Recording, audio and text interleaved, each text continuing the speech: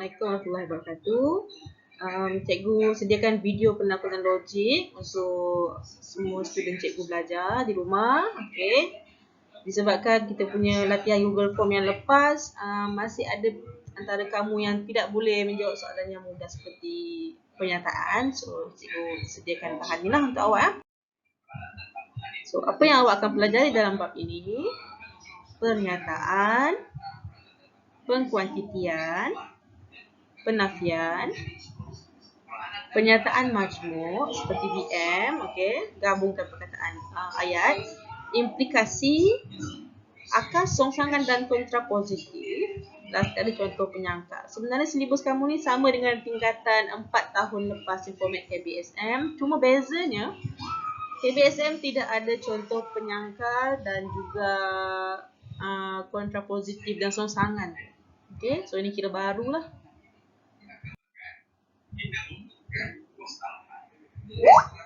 Okey, untuk pernyataan, standard pembelajaran sangat mudah. Awak mesti boleh menerangkan maksud pernyataan, lepas tu menentukan nilai kebenaran pernyataan tersebut. Itu sahaja. Benar, palsu. Okay, maksud pernyataan. Ayat yang boleh ditentukan kebenarannya benar atau palsu. Tidak boleh kedua-duanya. Tidak boleh kedua-duanya. Ingat. Okey, contoh pernyataan. Okay, ini dia contoh pernyataannya benar. Ini contoh pernyataannya palsu. Okay, 10 boleh dibahagi tepat dengan 5. Betul. So, pernyataan benar. 3 tambah 4 sama dengan 7 pun benar. Set kosong adalah subset bagi set A, B, C. Ni bagi yang belum belajar set ataupun yang dah melupakan set, tak akan ingat ni apa. Okay, ni set kosong. Ni simbol subset. Okay. Set kosong adalah subset bagi semua set. Tolong ingat itu. So, ini pernyataan benar. 3 tambah 9 lebih besar daripada 7. Benar juga. 5 kuasa negatif 2 sama dengan 1/25 pun benar juga. Okay. Ini pernyataan palsu. 5 ialah faktor bagi 21. Confirm palsu sebab faktor 21 adalah 1, 3, apa lagi? 7, 21. Okay. 5 tak ada. Okay, 3 kuasa 2 tambah 4 kuasa 2 sama dengan 7 kuasa 2. Biar betul. Ini adalah teorem Pythagoras. Sepatutnya awak semua kena tahu hasilnya bukan 7 kuasa 2 tapi 5 kuasa 2. Okay, so ini pernyataan tapi palsu. Okay, set mempunyai unsur A ialah subset ni bagi X, Y, Z. Ada huruf A ke sini?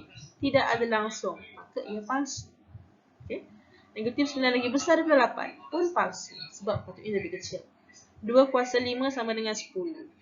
Ini pun salah. 2 kuasa 5 adalah 32. Bukan 10. Bukan 2 darab 5. Okay, so dia palsu. Contoh bukan pernyataan. Tolong senyap. Itu adalah ayat arahan. Ayat arahan bukan pernyataan. Okay. Tolong senyap. Bergantung pada situasi. Kalau time tu tengah exam, memang patutlah awak kena senyap. Betul tak? Tapi kalau tengah bersorak di padang, tengah bersukan, orang suruh awak tolong senyap. Betul ke salah? Terpulang dengan orang tu. Mungkin dia rasa betul, tapi kita rasa salah. So, ada dua kemungkinan tu. Betul ke salah? So, itu bukan pernyataan. Alasan dia sebab itu adalah ayat arahan. Okay? 3 darab 4. Kita nak buat apa dengan 3 darab 4? Kalau dia bagi tahu 3 darab 4 sama dengan 10, kita boleh cek betul ke salah. Tapi tak boleh cek. Okay? Tidak dapat ditentukan kebenarannya. Next. Siapa nama awak? Siapa nama awak? Ayat soalan. Awak mungkin boleh bagi nama betul, nama tipu, nama glamour. Nama bapak awak bagi kan? Tak tahu betul ke salah. Okay, so itu ayat soalan. Itu bukan pernyataan. X tambah 4 sama dengan negatif 2. Itu pun bukan pernyataan sebab anda pun boleh ubah X. Boleh ubah X, boleh menjadi sebarang nilai. Dia tak bagi tahu apa nilai X yang dia nak kita check. Betul ke salah? Okay?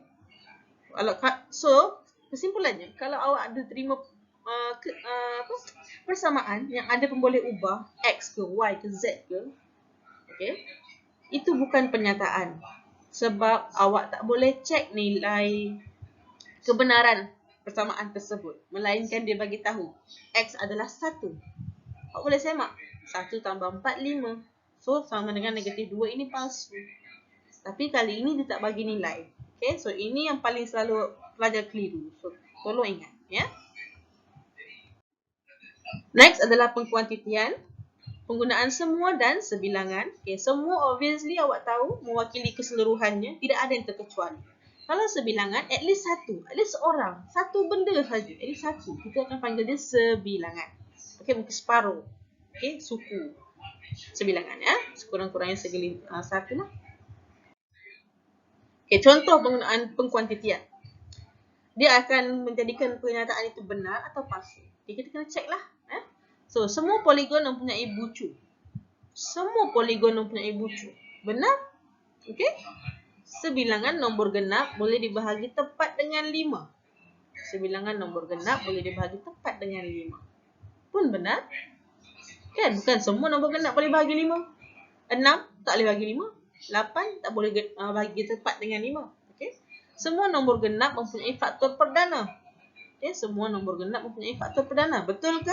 Tak apa, nanti kita check. Untuk siapa yang tak jelas. Okay, semua rhombus mempunyai 4 sisi. Okay, rhombus. Rhombus mesti 4 sisi. Tak ada sisi lain dah. Okay, kalau 5 sisi tu pentagon. Okay. So next, yang palsu. Semua poligon mempunyai perpenjuru. Perpenjuru ingat lagi tak? Mesti ramai tak ingat kan?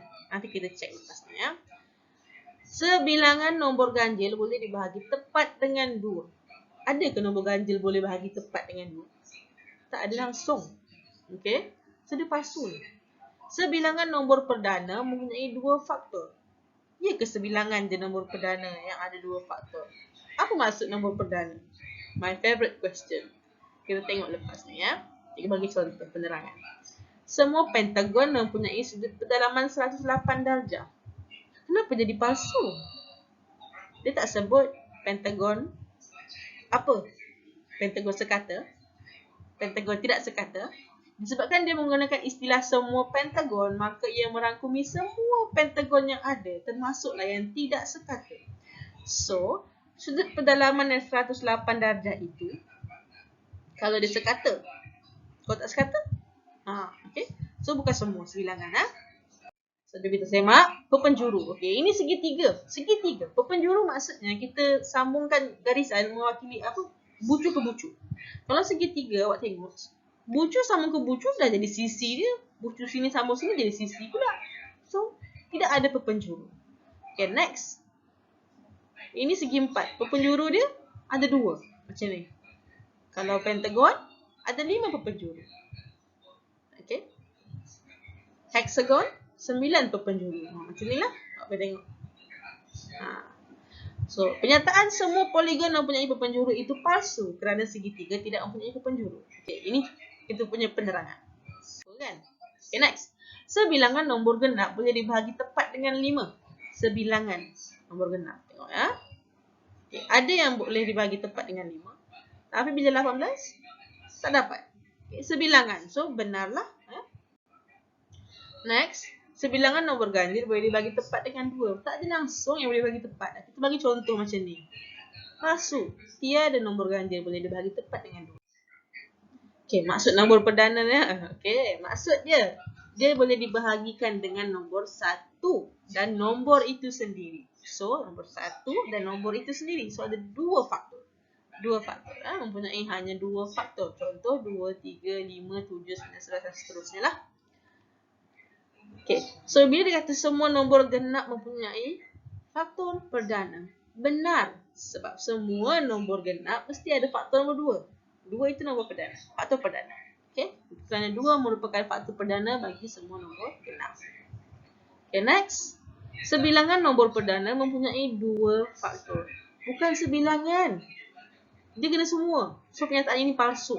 Kerana semua nombor perdana hanya mempunyai 2 faktor. Memang semua nombor perdana ada 2 faktor. Okay, next. Kita akan masuk kepada penafian. Kena menafikan pernyataan. Okay, penafian kita guna simbol tilde. Yang macam ombak ni tilde. Tilde P. Tilde pernyataan. Okay, kita akan menggunakan tidak atau bukan untuk menafikan. Kan tak tahu menafikan kot. Selalu menafikan. So, kita akan ubah kebenaran. Kalau pernyataan asalnya benar, kita nafikan akan jadi palsu dan begitu juga sebaliknya.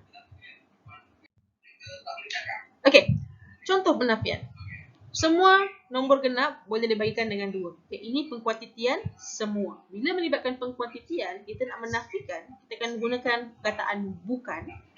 Kita letak di depan ayat. Okay, bukan semua. Lepas tu salinlah ayat dia. Contoh tengok pengkuantitian yang lain. Semua gandaan 5 ialah gandaan bagi 10. Kita nafikan bukan semua gandaan 5. Okay, salin. Okay.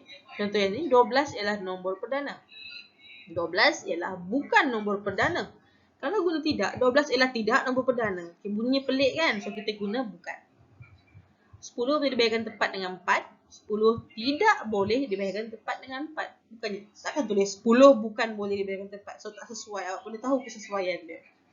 Okay, ini yang bila bertulis ayat. Contoh bila ayat matematik macam ni. 10 darab 3 sama dengan 30. Okay, sama dengan kita nafikan, jadikan tidak sama dengan. Kalau ayat ni lebih besar, kita nafikan, kita guna simbol lebih kecil. Untuk yang ini pula, A, unsur A, depan ini adalah maksud dia unsur A adalah unsur ni bagi set yang ada A, B, C, D. Betul ada A dalam tu, ada unsur A dalam tu ya. Okay, ini kita baca unsur A. Unsur A ialah unsur, ataupun kita baca A ialah unsur bagi set A, B, C, D. Nafikan, palang je lah simbol ni. Okay.